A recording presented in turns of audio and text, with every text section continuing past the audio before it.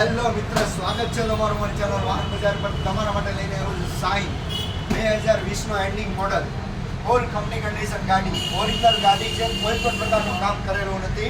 ફૂલ original ગાડી છે. ગાડી માત્ર ને માત્ર ચાલી છે 8,600 જેન્યુન ચાલેલી ગાડી છે. ગાડીની કિંમત છે 64,000 રૂપિયા.